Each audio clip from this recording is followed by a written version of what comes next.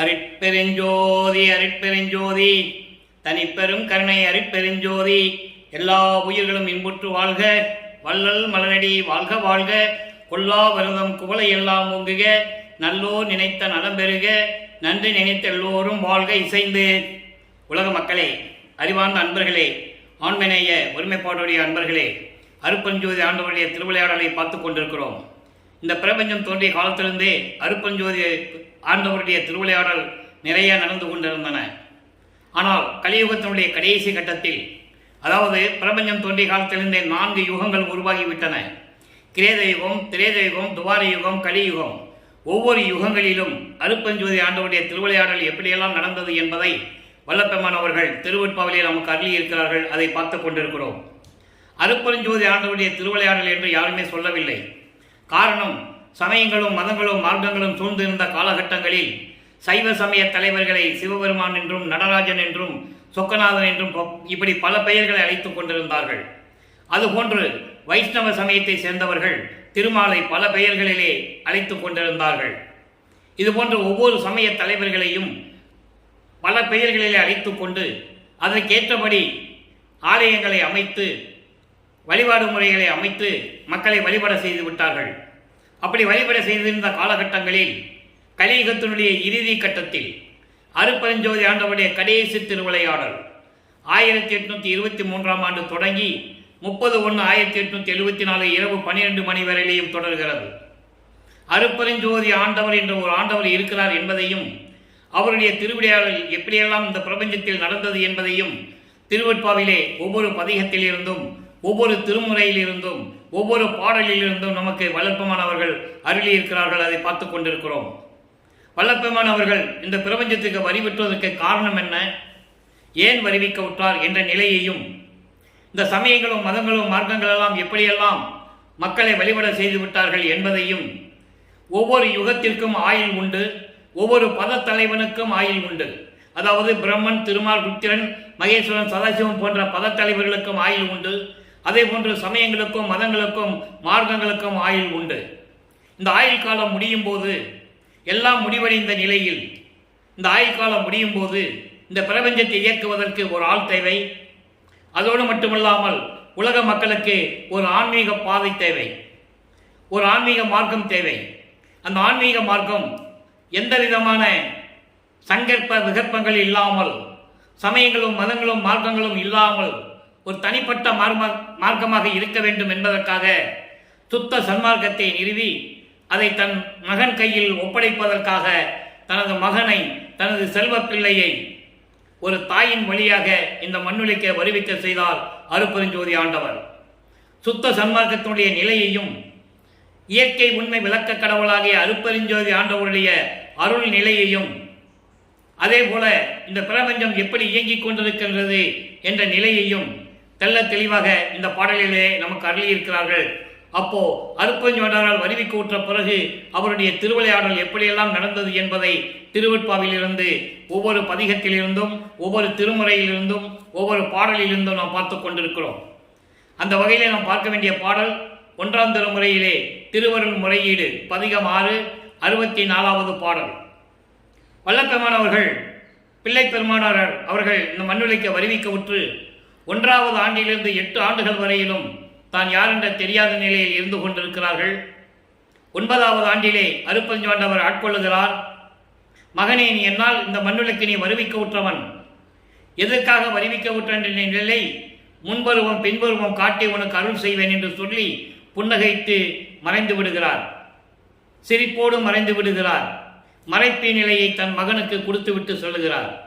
வருவிக்க உற்றவன் என்ற நிலை மட்டும் தெரியும், வேற எந்த நிலையும் அவருக்கு தெரியாது. அப்ப அந்த காலகட்டங்களில் சமயங்களும் மதங்களும் மார்க்கங்களும் சூழ்ந்திருந்த காலகட்டங்களில் இறைவனை எப்படியெல்லாம் உருவகப்படுத்தினார், இறைவனிடம் எப்படியெல்லாம் முறையீடு செய்கிறார், அது அந்த காலத்தின் கட்டாயம். இவர் அப்படிதான் சொல்லியாகணும். ஏன்னா இவரும் சமய நெறிகளை பின்பற்றி கொண்டிருக்கிறார். திருநூறு பூசிக்கொள்ளுவதும், உத்திராட்சை மாலை போட்டுக்கொள்ளுவதும், கடுக்கான் இட்டுக் கொள்ளுவதும், இப்படியெல்லாம் இறைவனை பற்றி பாடுவதும் இந்த நிலையிலேயே இருந்து கொண்டிருக்கிறார்கள். காரணம், அருட்பெருஞ்சோதி ஆண்டவருடைய திருவிளையாடல் நடந்து கொண்டிருக்கிறது. தனது மகனை சமயங்களிலும் மதங்களிலும் மார்க்கங்களில் இருக்க செய்து அதன் பிறகு இதெல்லாம் தேவையில்லை, அதில் ஒன்றுமே இல்லை, உண்மையான இறைவன் அருட்பெருஞ்சோதி ஆண்டவன் என்ற நிலையை உலக மக்களுக்கு எப்படி தெரிவிக்கிறார் என்பதையும், அருட்பெருஞ்சாண்டவர் தன் மகனை ஆட்கொண்டு எப்படியெல்லாம் அருளை கொடுக்கிறார் என்பதையும் நாம் பார்க்க போகிறோம். கவனமாக கேளுங்க. முதல்ல அவருக்கு எந்த நிலையும் தெரியாது. வருவிக்கவுற்று 9வது ஆண்டிலிருந்து 12 ஆண்டுகளுக்குள் எப்படி இறைவனிடம் முறையீடு செய்கிறார். திருவருள் முறையீடு 64வது பாடல். விடை இல்லையோ, விடை இல்லையோ, அதன் மேல் ஏறி என் முன் விரைந்து வர படை இல்லையோ, துயரெல்லாம் துணிக்க பதம் கொள்ள அருள் கொடையில்லையோ, என் குறை தீர நல்க குலவும் என் தாய் புடையில்லையோ, எந்தனக்காய் பேச, அதாவது நல்க குலவும் என் தாய் புடையில்லையோ எந்தனக்காக பேச எம் புண்ணியவனே, புண்ணியனே. இது பாடல். பாடலில் உங்களுக்கு ஒன்றும் புரியாது. அதாவது இறைவன் கொடுத்த விளக்கம். இறைவன் கொடுத்த விளக்கம் பாருங்க, நல்லா கவனிச்சுட்டே வரணும். ஏன் இறைவன் கொடுத்த விளக்கம் சொல்றேன்னா, எந்த நூலை பார்த்தோ எதை பார்த்தோ இந்த விளக்கம் நான் உங்களுக்கு சொல்லிக் கொண்டு இருக்கவில்லை. இறைவனுடைய தயவாலையும் கருணையாலையும் அவருடைய அருளாலையும் பெற்றுக்கொண்டு இந்த விளக்கம் அவர் தந்த விளக்கம். 6 திருமுறைகளுக்கும் எனக்கு விளக்கம் கொடுத்திருக்கிறார்கள் எனது தந்தை வல்லற்பமானவர்கள். அதை தான் உங்களுக்கு நான் சொல்லிட்டு இருக்கேன். விடை இல்லையோ, விடை என்பது காலை வாகனம். என்னை பார்ப்பதற்காக நீ வருவதில்லை. ஒருவேளை உனக்கு காலை வாகனம் இல்லையோ, அதில் மேல் வருவதற்காக காலை மேல் ஏறி, காலை வாகனம் மீது ஏறி என்னை பார்ப்பதற்காக நீ வரவில்லையோ, அதுக்காக உனக்கு காலை வாகனம் இல்லையோ, இருந்திருந்தா ஒருவேளை வந்திருப்பையோ, எப்படியெல்லாம் சொல்றாருன்னு இங்கே கவனிக்கணும்.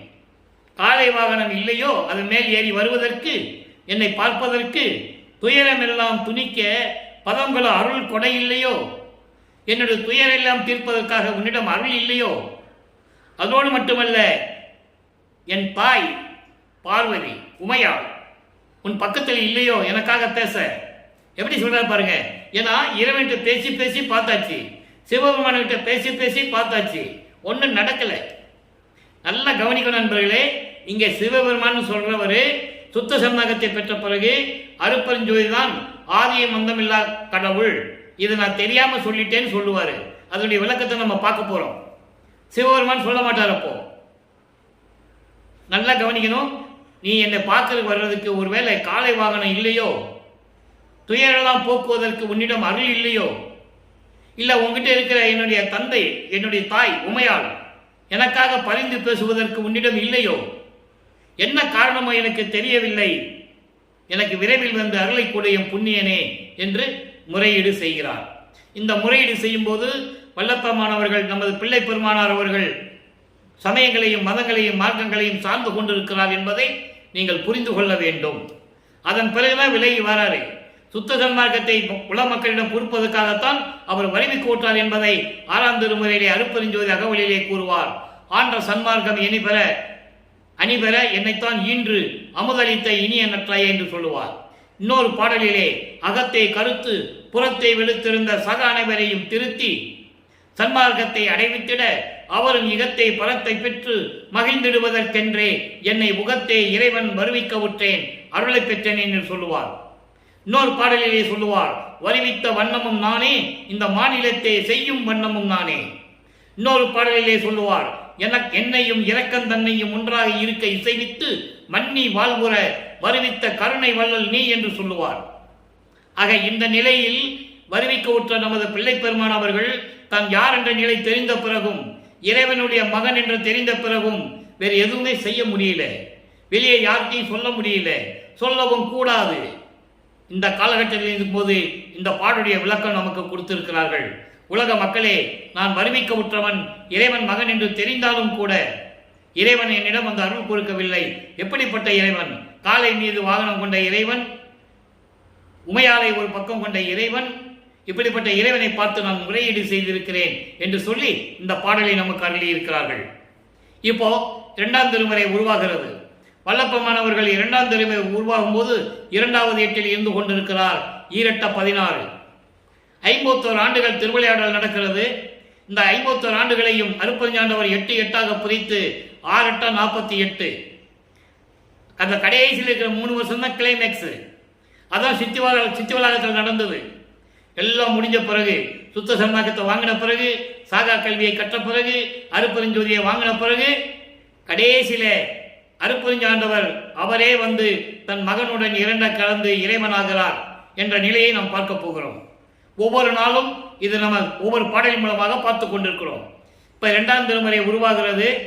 பதிகம் 6, 2ஆம் திருமுறை பதிகம் 9, அவலத்து அலங்கள். அவலத்து அலங்கள் என்பது தன்னுடைய இழிவு நிலைக்கு வருந்துதல். எப்படி? இறைவன் மகன் என்று தெரியும், வெளியே யார்த்தையும் சொல்ல முடியல, அவமானப்பட்டு கொண்டிருக்கிறார். ஒரு ஒரு ஒரு அதாவது மண்ணுலகிலே ஒரு தாயின் வழியாக வருவிக்க விட்டதனால் அந்த சுற்றங்கள் உருவாக்கப்பட்ட அந்த சுற்றங்கள் தன்னை அவமானப்படுத்துகிறார்கள், இழிவுபடுத்துகிறார்கள். கூட இருந்தவர்கள் எல்லாம் என்னை அதாவது ஒரு மனித நிலையில் இருக்கின்றவனே என்று கூட நினைப்பதில்லை என்ற நிலையில் இருக்கும்போது தன்னுடைய இழிவு நிலையை இறங்கி விண்ணப்பம் வைப்பது இறைவனிடம். நல்லா கவனிங்க. கை தவர்த்தம் கழிப்பினில் கழித்தே காலம் போக்கினேன். இங்க பாருங்க, திருவருள் முறைகள் எப்படி சொல்றாரு. அப்ப அவருக்கு ஒண்ணுமே தெரியாது, அந்த நிலையில முறையீடு செய்கிறார். இப்போ இறைவனுடைய நிலை தெரிந்த பிறகு, இவர் வருவிக்க விட்டு தெரிந்த பிறகு தன்னுடைய நிலையை இறைவனிடம் சொல்லுகிறார். கை தவர்த்தம் கழிப்பினில் கழித்தே காலம் போக்கினேன், கலைக்கண் மற்ற அறியேன். செய் தவர்த்தம் திறம் சிறிது உணரேன், செய்வது என்னை நின் திருவருள் பெறவே. எய் தவத்திரு அருள் எனக்கு இறங்கி ஈகில் உண்டு மற்ற இன்று எனில் இன்றே செய்தவத்திரு மடந்தையர் நடனம் திகழும் ஒற்றையோர் தியாகமாமணியே. திருவெற்றியில் இருக்கின்ற இறைவன் பெயர் தியாகராஜ பெருமானாம். இப்ப தியாகராஜ பெருமான் என்ன சொல்றாரு பாருங்க. திருவெற்றியூர்ல நடக்குது இது. இந்த நிகழ்வு நடக்கும்போது வல்லப்பெருமான் அவர்கள் 16 ஆண்டுகளுக்குள் இருந்து கொண்டிருக்கிறார். அதாவது பாவம் செய்கின்றவர்களின் கூட்டத்திலே சேர்ந்து கொண்டு அதுதான் இன்பம் என்று நினைத்துக் கொண்டு காலம் போக்கினேன். காலம் கடந்து கொண்டிருக்கிறது. கலைக்கண் மற்ற அடியேன். எனக்கு வேற அடைக்கலம் தெரியல. எங்க போனாலும் சமயங்களும் மதங்களும் மார்க்கங்களும் சூழ்ந்திருந்து கொண்டு அங்கே இருக்கின்ற பாவம் செய்கின்றவர்களுடைய கூட்டத்திலே சேர்ந்து கொண்டு காலத்தை வீணாக்கி கொண்டிருக்கின்றேன். வேற அடைக்கலம் எனக்கு தெரியல. நான் எங்க போறது? தவம் செய்கின்றவர்களின் வலிமையை சிறிதும் உணரேன். எது எனக்கு தெரியல. செய்வது என்ன, நான் என்ன செய்வது என்று கூட எனக்கு தெரியவில்லை. உனது திருவருள் பெறவே நான் என்ன செய்ய வேண்டும்? திருவருள் செய்யவே என்ன செய்தனை அப்படின்னா, நான் உன்னுடைய திருவருளை பெற வேண்டும் என்றால் நான் என்ன செய்ய வேண்டும்? அதோடு மட்டுமல்ல, எய் தவத்திரு அருள் எனக்கு இறங்கி முழுமையாக அருள் வல்லமைகளை எல்லாம் எனக்கு இறக்கப்பட்டு தயவு கூட இருந்து நீ தரவில்லை என்றால், ஈகில் என்றால் தரவில்லை என்றால், தராவிட்டால் உண்டு மற்ற என்று எனில் இன்றே. அதாவது வேறு செய்வது என்ன தெரியும் எனக்கு? வேறு ஏதாவது கொடுக்க வேண்டும் என்றால் கூட இன்றே கொடுத்து விடு. ஒன்று அருளை கொடு, இல்லைன்னா தண்டனையை கொடு. அதுக்குதான் அதான் பொருள். அதாவது உண்டு மற்ற இன்று எனில் இன்றே. அருள் இல்லையா வேற ஏதாவது கொடுக்கணும்னு நினைக்கிறியா? இன்னைக்கே கொடுத்துரு. காலம் கடத்தாத. காலம் இல்லை. நான் தீயவர்களோடு பாவம் செய்கிற கூட்டத்தில் சேர்ந்து கொண்டு காலத்தை போக்கிக் கொண்டிருக்கிறேன். எனக்கு இறக்கப்படும். எனக்கு என்ன செய்ததுன்னே தெரியல. ஒன்று அருளை கொடு, இல்லை வேற ஏதாவது கொடுக்கணும்னு நினைச்சா கூட அது இன்னைக்கே கொடுத்துரு. நான் அனுபவிச்சுட்டு போறேன். உன்னால வருவிக்கப்பட்ட பாவம் ஒண்ணுதானே நான் செஞ்சேன். வேற எனக்கு என்ன தெரியும்? இறைவனிடம் கேட்கிறார். எவ்வளவு அற்புதமான நிகழ்ச்சின்னு சொல்றீங்க. இதெல்லாம் மக்கள்கிட்ட யாரும் சொல்லல, தெரியாது. சொன்னாதானே வல்லப்பெருமானுடைய நிலை மக்களுக்கு தெரியும். இறைவனுடைய திருவிளையாடல் தெரியும். உலகத்தில் பிரபஞ்சத்தில் நடந்த எத்தனையோ திருவிளையாடல்களை சொன்னார்கள். இந்த திருவிளையாடல் சொல்ல மறந்துட்டாங்க, விட்டுட்டாங்க, மறந்துட்டாங்க. தெரிஞ்சவங்க மறைச்சிட்டாங்க. இப்போ இறைவனிடம் இப்படி எல்லாம் முறையீடு செய்கிறார். ஏதாவது கொடுக்கணும்னா ஒன்றும் அருளை கொடு, இல்லை வேற ஏதாவது கொடுக்கணும்னு நினைச்சாலும் கூட தண்டனை கொடுக்கணும் கூட ஏற்றுக்க தயாரா இருக்கிறேன், இன்னைக்கே கொடுத்துருன்னு சொல்றாரு. செய் தவத்திரு மடந்தையர் நடனம் திகழும் ஒற்றையர் தியாகமும் அணியே. அழகான பெண்கள் நடனமாடி இன்பமாக இருக்கின்ற திகழ்ந்து கொண்டிருக்கின்ற திருவொற்றியூரிலே இருக்கின்ற தியாகராஜனுடைய திருவிளையாடலை அதாவது தியாகராஜன் மாமணியே, தியாகராஜ பெருமானே, கடவுளே, எனக்கு விரைவில் வந்த அருளை கொடு என்று சொல்லி இந்த பாடலை அருளியிருக்கிறார்கள். ஆக இரண்டாம் திருமுறை முடிகிறது. இரண்டாம் திருமுறை முடியும் போது வல்லப்பெருமான் அவர்களுக்கு 16 ஆண்டுகள் முடிந்து விட்டது. வல்லப்பெருமானை பற்றி கூறும்போது அவருக்கு வயது இல்லை, வருவிக்க உற்ற ஆண்டிதழ் என்று கூற வேண்டும். அப்போ 3வது எட்டில் அடி எடுத்து வைக்கிறார். மூவட்டை 24, 17வது ஆண்டிலிருந்து 24 ஆண்டுகளுக்குள் இறைவனுடைய திருவிளையாடல் எப்படி நடந்தது? நடந்ததா இல்லையா? எப்படி இறைவனிடம் முறையீடு செய்கிறார்? இன்ப புகழ்ச்சி என்ற தலைப்பிலே 3வது பாடல். இன்ப புகழ்ச்சி என்பது தாய் மகளை பார்த்து கேட்கிறது போல, தாய் மகளை பார்த்து கேட்பது போல இந்த பாடலை அறிவிக்கிறார்கள்.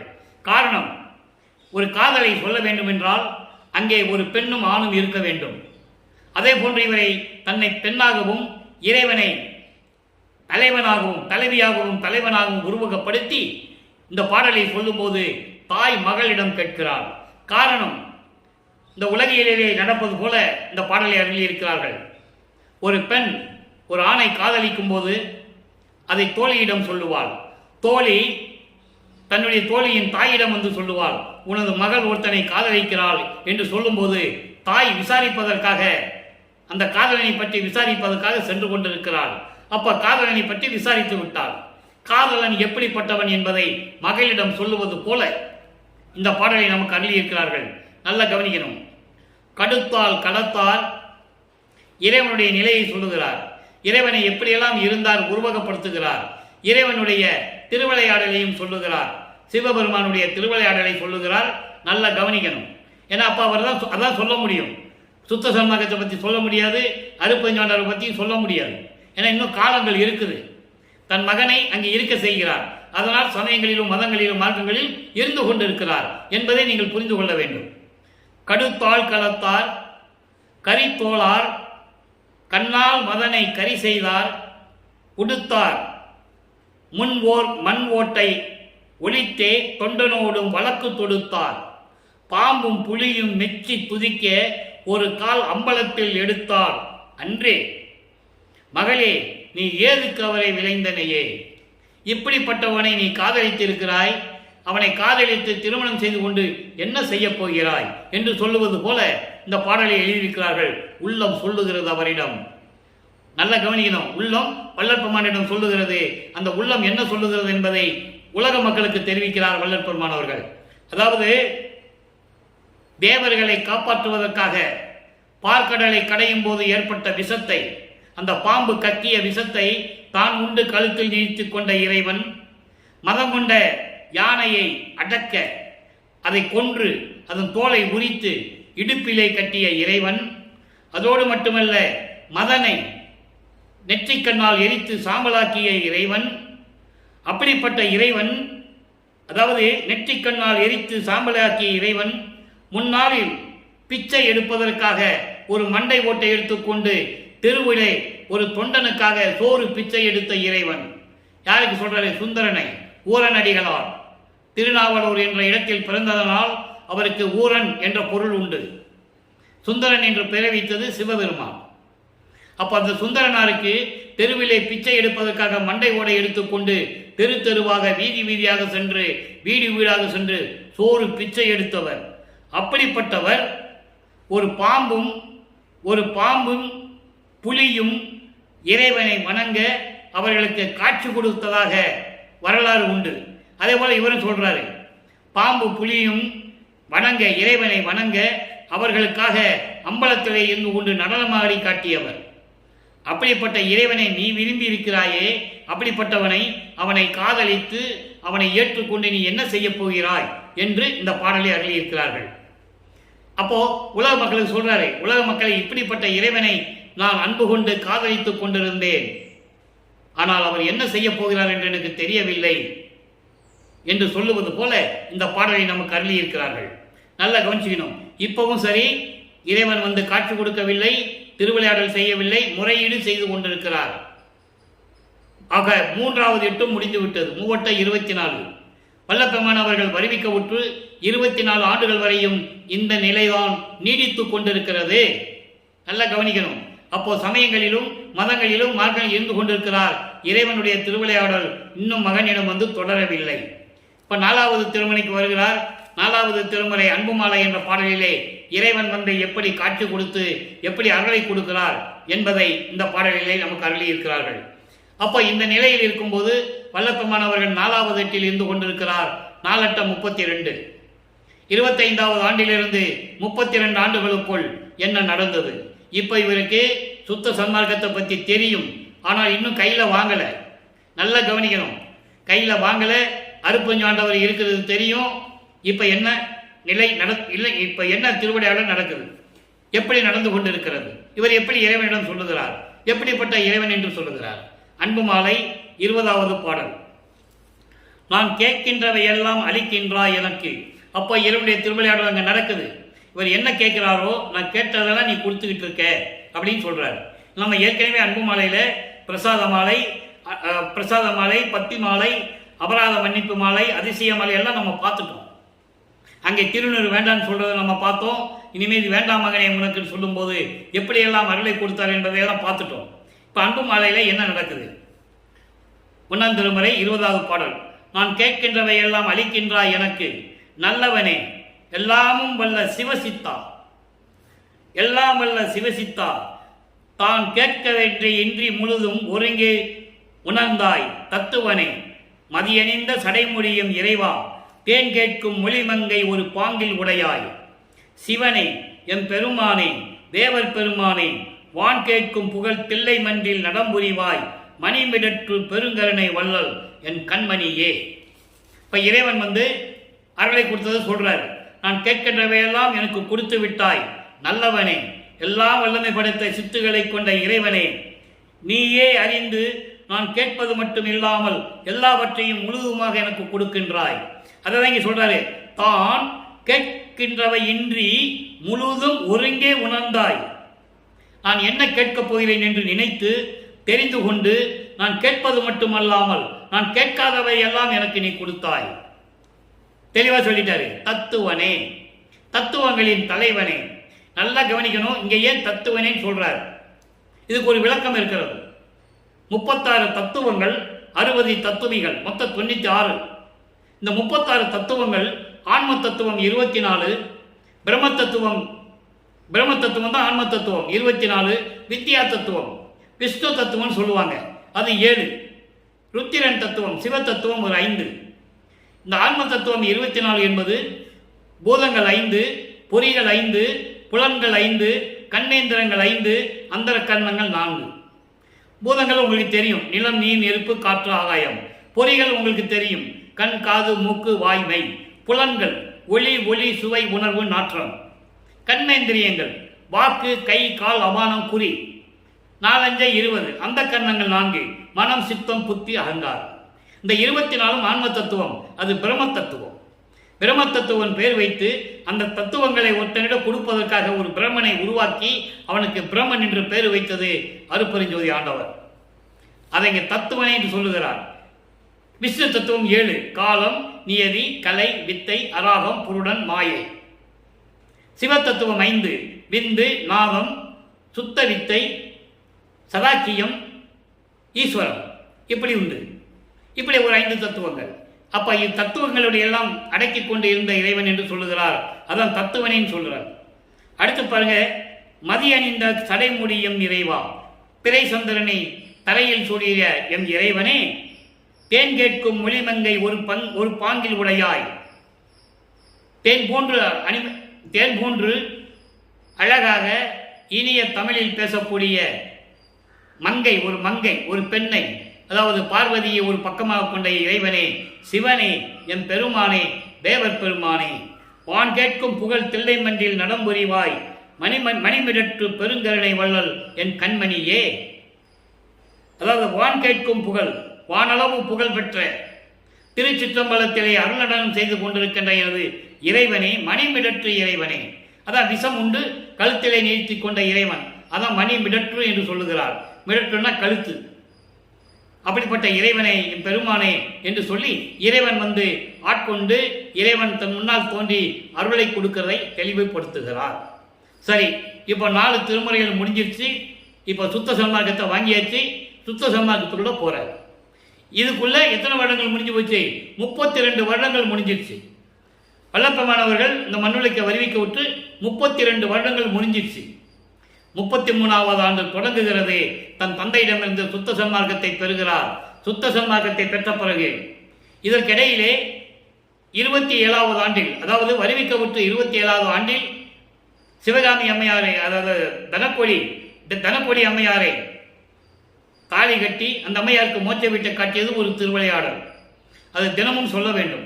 ஏன்னா அந்த காலகட்டத்தில் நடந்த ஒரு நிகழ்ச்சி அது. அப்போ பிரம்மன் திருமலாம் வந்து வாழ்த்துறாங்க. இதெல்லாம் சொல்றாரு. இது 4வது திருமுறையோடு முடிஞ்சிருச்சு. 32 ஆண்டுகளுக்குள் இந்த நிகழ்ச்சி எல்லாம் முடிஞ்சிருச்சு.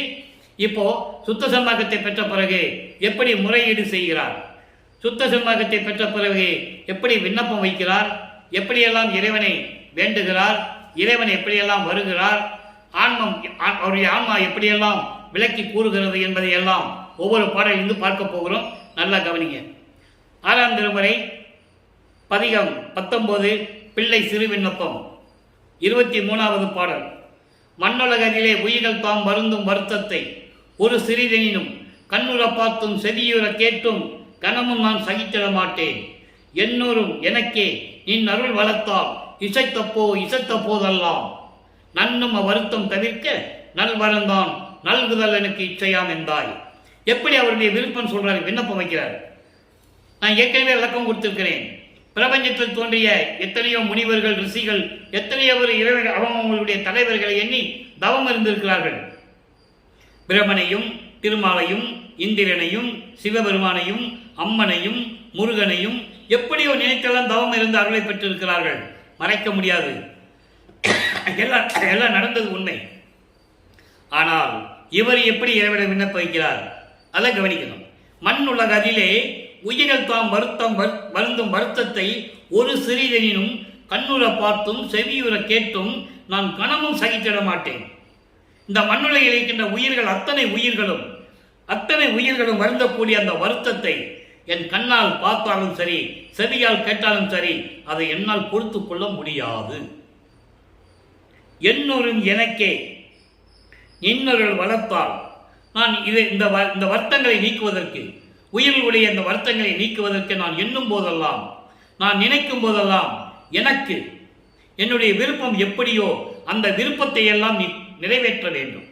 அதான் சொல்றாரு. என்னூரும் என்றால் நான் நினைக்கும் போதெல்லாம் எனக்கு நீ அருள் வளர்த்தால் இசைத்த போதெல்லாம், நான் விரும்பிய போதெல்லாம், நினைத்ததை நினைத்தபடி எல்லாம், எண்ணியதை எண்ணியபடி எல்லாம் எனக்கு அந்த வருத்தம் தீர்வதற்கான அருளை கொடுக்க வேண்டும். உன் அருளால் எனக்கு அது கிடைக்க வேண்டும். நன்னும் அவ்வருத்தம் தவிர்க்க, அந்த வருத்தத்தை நீக்குவதற்கு நல்வரம்தான் நல்குதல் எனக்கு இச்சையாந்த, அப்படிப்பட்ட வரத்தை நீ எனக்கு கொடுக்க வேண்டும். எந்த உயிர்களும் துன்பமடையக்கூடாது. எல்லா உயிர்களும் இன்புற்று வாழ்க வேண்டும். எல்லா உயிரும் இன்புற்று வாழ வேண்டும். அதான் எல்லா உயிரும் இன்புற்று வாழ்க என்று சொன்னார். எல்லா உயிரும் இன்புற்று வாழ வேண்டும் என்றால் அதற்கான அருள் வல்லவத்தை இது எனக்கு கொடுக்க வேண்டும். அதுவே என்னுடைய விருப்பம் என்று சொல்லி இந்த பிள்ளை சிறு விண்ணப்பத்தை வைக்கிறார். அடுத்து சுத்த சன்மார்க்க வேண்டுகோள்ல 11வது பாடல், கடைசி பாடல், பதிகம் 21. சுத்த சன்மார்க்கத்தை வேண்டுகோள் எப்படி இருக்கும்? மக்களுக்கு சொல்லியாகணும். அமலா, நான் வேண்டுதல் கேட்டு அருள் புரிதல் வேண்டும். அமலா என்பது, அமலன் என்பது மலம் நீங்கியவன். ஆணவம், கண்மம், மாயை, மாமாயை, திரோதை 5 மலங்களும் நீங்கிய இறைவன். அமலா, நான் வேண்டுதல் கேட்டு அருள் புரிதல் வேண்டும். ஆடி நிற்கும் சேவடியை பாடி நிற்க வேண்டும். இந்த ஆடி நிற்கும் சேவடிக்கு நான் பல தடவை விளக்கம் கொடுத்திருக்கிறேன். நமது சேனல்ல நீங்க போய் பார்க்கலாம். ஆடி நிற்கும் சேவடி என்பது பொதுவாக உலகியலிலே சொல்லுவார்கள். நடராஜனோ சிவபெருமானோ அவங்க சைவ சமயத்தை சேர்ந்தவர்கள். அவங்கெல்லாம் ஆடும்போது வலது கால ஊனி இடது கால தூக்கி ஆடுறதாக தான் சொல்லுவாங்க. ஆனால் அருப்பெருஞ்சோதி ஆண்டவர் நடனம் அப்படி அல்ல. தன் மகனுக்கு இடது காலை ஊனி வலது காலால் நடனமாடி காட்டியவர். அதான் ஆடு நிற்கும் சேவடி. இந்த விளக்கம் நீங்க எங்கேயும் பார்க்க முடியாது, யாரும் சொல்லியிருக்க மாட்டாங்க. இது இறைவன் கொடுத்த விளக்கம். இதுதான் உண்மை, இதுதான் சத்தியம். அப்போ ஆடி நிற்கும் சேவடி, இடது காலை ஊனி வலது காலால் தூக்கி தன் மகனுக்கு நடனமாடிய காட்டியவர். அப்படிப்பட்ட சேவடியை நான் பாடி நிற்க வேண்டும். ஆடுகின்ற சேவடிக்கே ஆளானேன், மாளாத யாக்கை பெற்றேன். கூடுகின்ற சன்மார்க்க நடுவிருந்தே குலாவுகின்றேன். இது எங்க இருக்கும்? 110வது பதிகம் தனித்திராளங்கள் இருக்கும் இந்த பாடல். அப்போ ஆடி நிற்கும் சேவடி என்பது இடது காலை ஊனி வலது காலால் தூக்கி நடனமாடி காட்டியவர். அப்படிப்பட்ட ஆடி நிற்கும் சேவடியை பாடி நிற்க வேண்டும். யமன் ஆதி தடை என்றும் எய்தாமை வேண்டும். யமன் என்பது மரணம். மரணம் முதலியான தடைகள் எல்லாம் என்னிடம் அடையாமல் இருக்க வேண்டும், என்கிட்ட வரக்கூடாது. எல்லாம் செய்வல்ல திறன் என கழித்தல் வேண்டும். எல்லாம் செய்வல்ல திறன், எல்லாமே செய்யக்கூடிய முழுவதுமாக என்று சொல்லும்போது இந்த பிரபஞ்சத்தை இயக்கக்கூடிய அந்த அருள் வல்லமை என கழித்தல் வேண்டும். கமை ஆதி அடைந்து உயிர்கள் எல்லாம் சன்மார்க்கம் காதலித்து திருப்பொதுவை கழித்து ஏத்தல் வேண்டும். எவ்வளவு அருமையா சொன்னார் பார்த்தீங்களா? அதாவது பொறுமை, நிதானம். எந்த நேரத்திலையும் நிதானத்தை விடக்கூடாது, பொறுமையை விடக்கூடாது. அப்படின்னா அர்த்தம் சினம் கொள்ளக்கூடாது. பொறுமையாக இருந்து உயிர்கள் எல்லாம், எல்லா உயிர்களும் சுத்த சன்மார்க்கத்தை காதலித்து அன்போடு ஏற்றுக்கொண்டு சத்திய ஞான சபையிலே வந்து மகிழ்வோடு உன்னை வணங்க வேண்டும். அப்ப எல்லா உயிர்களும் என்ன பண்ணணும்? சத்திய ஞான சபைக்கு வரணும்னு சொல்ற. திருப்பொதுவை கழித்து ஏற்றல் வேண்டும். சத்திய ஞான சபையில் உன்னை மகிழ்வோடு அன்போடு ஏற்றுக்கொண்டு சுத்த சன்மார்க்கத்தை ஏற்றுக்கொண்டு உன்னை வணங்க வேண்டும். இதான் வேண்டுகோளா வைக்கிறாரு. தனிப்பட்ட மனிதனால் இது செய்ய முடியாது, இறைவனால் தான் முடியும் என்ற நிலையை இங்க உணர்த்துகிறார். நீங்க நல்லா புரிஞ்சுக்கணும். விமலாதி உடைய ஒரு திருவடிவில் யானும் மாயை நீக்கக்கூடிய அந்த நிலையில் மாயைகள், மயக்கங்கள், உலக விடயங்கள். உலக விடயங்கள் என்பது மண்ணாசை, பெண்ணாசை, பொன்னாசை போன்ற ஆசைகள் எல்லாம் நீங்கி ஒரு திருவடிவில், ஒரு திருவடிவில் என்பது அருப்பெருஞ்சோதி வடிவில், முத்தேக வடிவில் என்று சொல்லலாம். சுத்த தேகம், புரண தேகம், ஞான தேகம் அதையும் சொல்லலாம். அருப்பெருஞ்சோதி என்ற வடிவில் விமலா மலங்கள் நீங்கிய இறைவனே, நீயும் நானும் கலந்து விளங்குதல் வேண்டுவனே. நீயும் நானும் ஒன்னா இருக்கணும்னு சொல்ற. இப்போ வேண்டுகோள் முடிஞ்சிருச்சு. அப்போ ஆன்ம தரிசனம் எப்படி இருக்கும்? பதிகம் 22 அடுத்த பதியத்திலேயே ஆன்ம தரிசனம் 6வது பாடல். விலகவால் முதலார் தமை கனவிடத்தும் சிறிதும் நான் விளைந்திலே. தெளிவாக சொல்றாரு. வேண்டுகோள் என்ன சொன்னாரு? பொறுமையா இருக்கணும், சினம் கொள்ளக்கூடாது, எல்லாமே சொல்லுவாரு. அப்ப காமத்தை சொல்லணும். காமத்தை சொல்லும்போது பெண்களை சொல்லாமல் இருக்க முடியாது. நல்லா புரிஞ்சுக்கணும். பெண்களை வேண்டும் என்று சொல்லுவதோ இழிவுபடுத்துவதற்காக பாடலில் சொல்லுவதில்லை. காமம் என்று வரும்போதே பெண்களையும் சொல்ல வேண்டும். பெண்களிடம் காமத்தை பற்றி பேசும்போது அங்கு ஆண்களை பற்றியும் சொல்ல வேண்டும். இது உலகத்தின் இயற்கை. அப்ப அந்த காமத்தை சுற்றி சொல்லும்போது சொல்லுகிறார், அதாவது அழகான நெற்றியை உடைய பெண்களுடைய நிலையில் இருந்து கொண்டு நான் அந்த காமத்தில் இருந்தது இல்லை, பெண்களை பார்த்து நாம் காமம் கொண்டதில்லை என்று சொல்லுகிறார். திலகவால் முதலார் தம்மை கனவிடத்தும் சிறிதும் நான் விளைந்திலேன். அழகான பெண்களை கூட நான் விரும்பியதில்லை. உலக வாழ்வதில் ஓர் அணுத்துணையெனினும் ஓப்பிலேன். உலகியல் வாழ்க்கையிலே உன்னாலே வருவிக்க விட்டு இந்த உலகியலிலே இருந்து கொண்டிருக்கிறேன். இந்த நிலையிலும் இந்த உலக வாழ்க்கையிலே எனக்கு விருப்பமில்லை. எனக்கு விருப்பமில்லை. சிறிதளவு கூட எனக்கு சந்தோஷமும் இல்லை. உலகத்தில் உறும் மாயை. அடுத்து சொல்றாரு, உலக உரு மாயை. உலகத்தை சேர்ந்து கொண்டிருக்கின்ற மாயைகள், மயக்கங்கள், கலகவாதனை, அதனால் ஏற்படக்கூடிய துன்பங்கள், மாயையாலும் மயக்கத்தினாலும் இந்த மண்ணாசை, பெண்ணாசை, பொன்னாசை போன்றவையினாலும் ஏற்படுகின்ற துன்பங்கள் இருக்கிறதே, அந்த தீரும் காலம் எப்போ வருமோ, அது எப்போ வருமோ கடவுளே என துயர்ந்து இருந்தேன். அதை நினைச்சுக்கிட்டு தான் நான் வருந்தி கொண்டிருக்கிறேன்.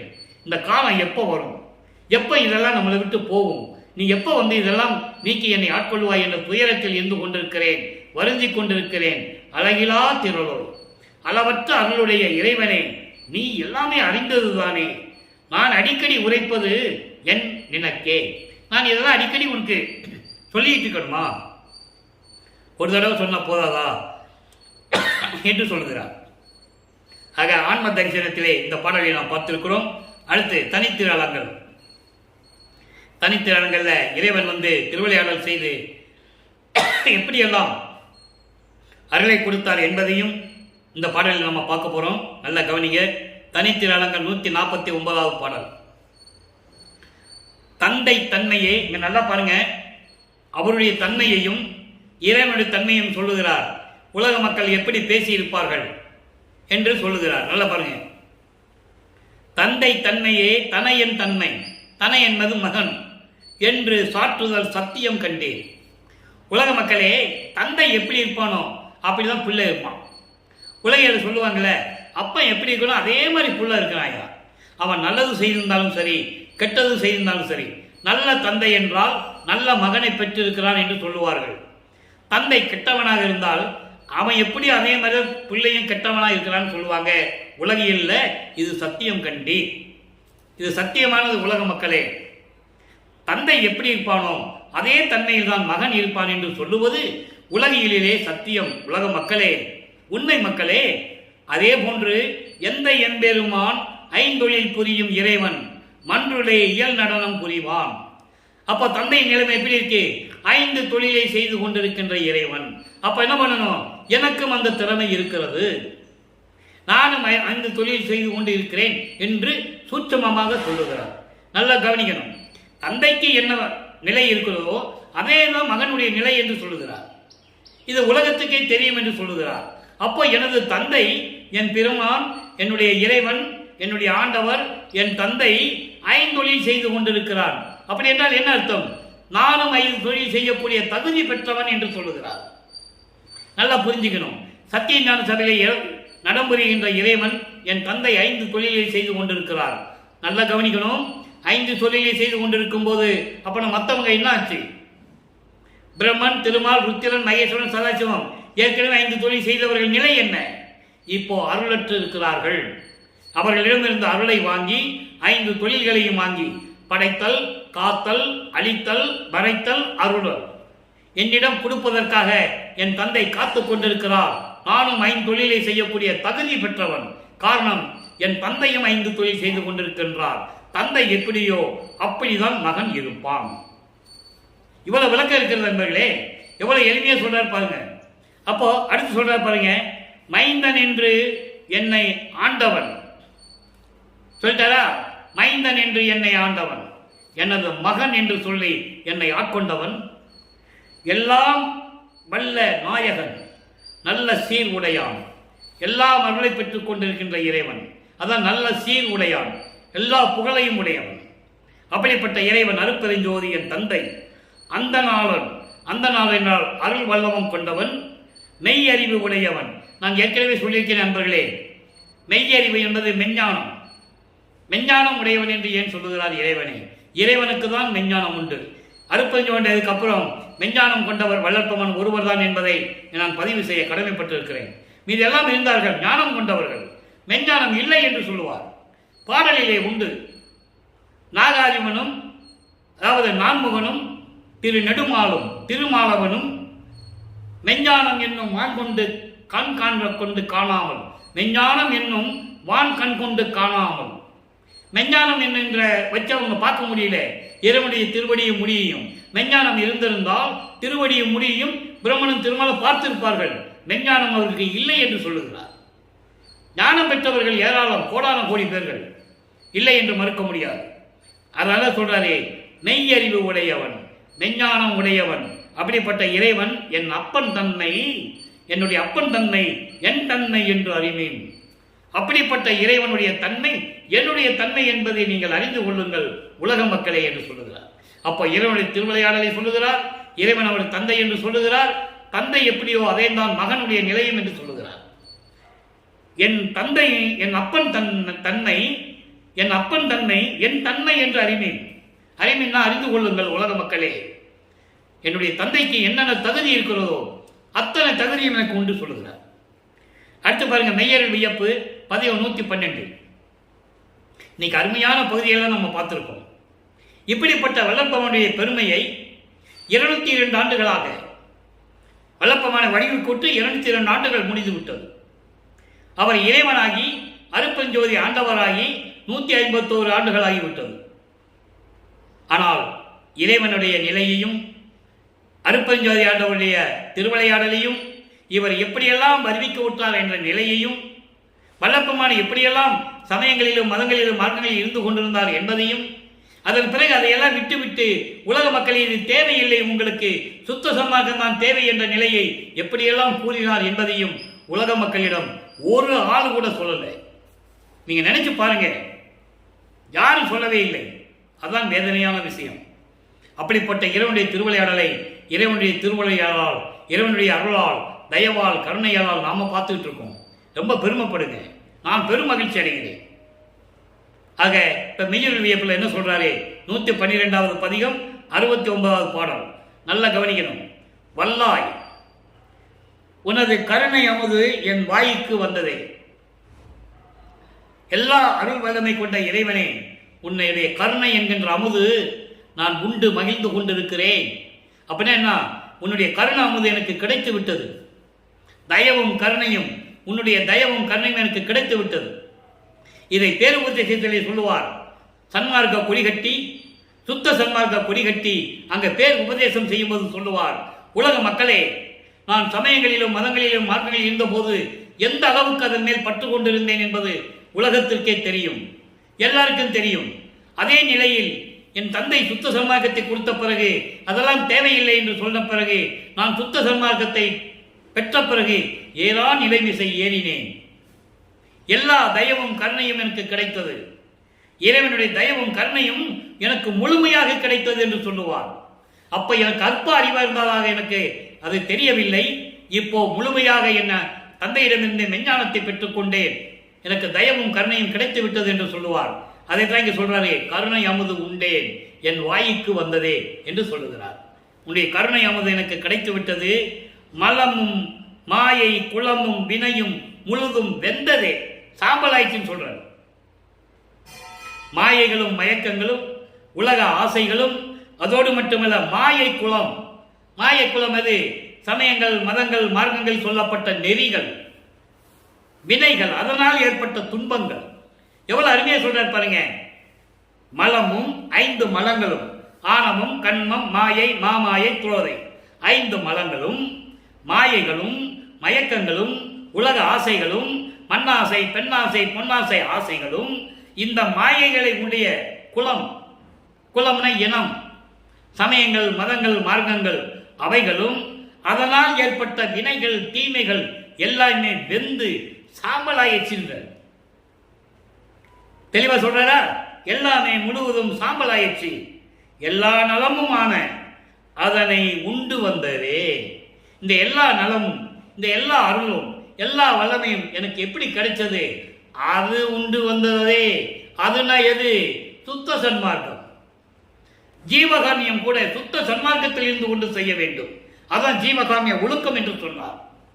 ஜீவகாமியம் என்பது பொதுப்படையான விஷயம். ஜீவகாமிய ஒழுக்கமே மோட்ச வெற்றின் திறவுகோல் என்று சொன்னார்.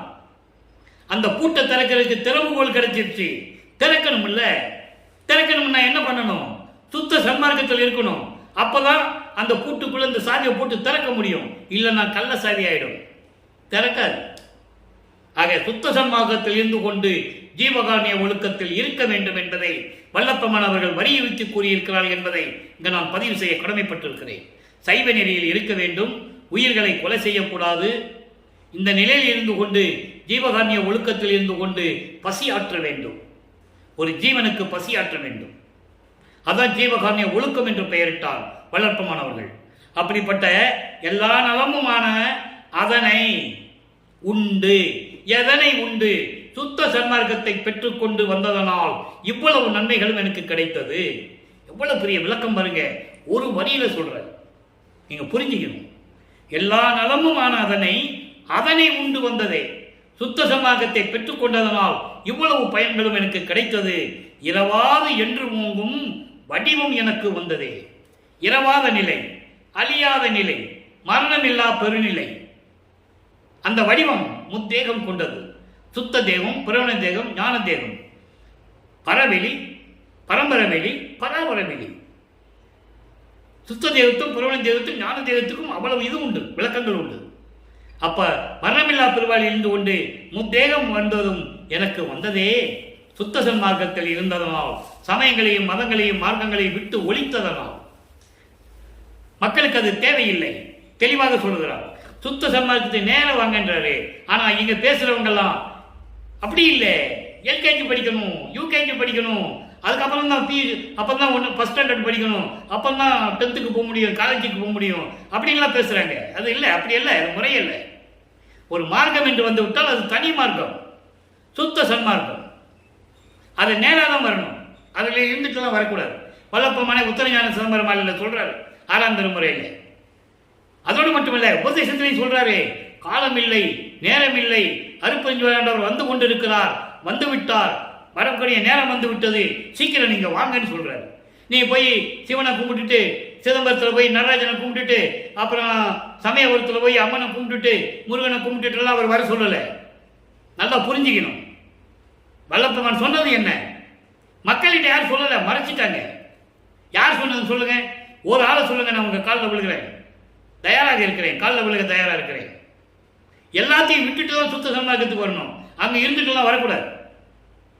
தெளிவாக பாடலில் சொல்லியிருக்காரு, யாரும் மறுக்க முடியாது, திருவற்பாவிலே ஆதாரங்கள் உண்டு.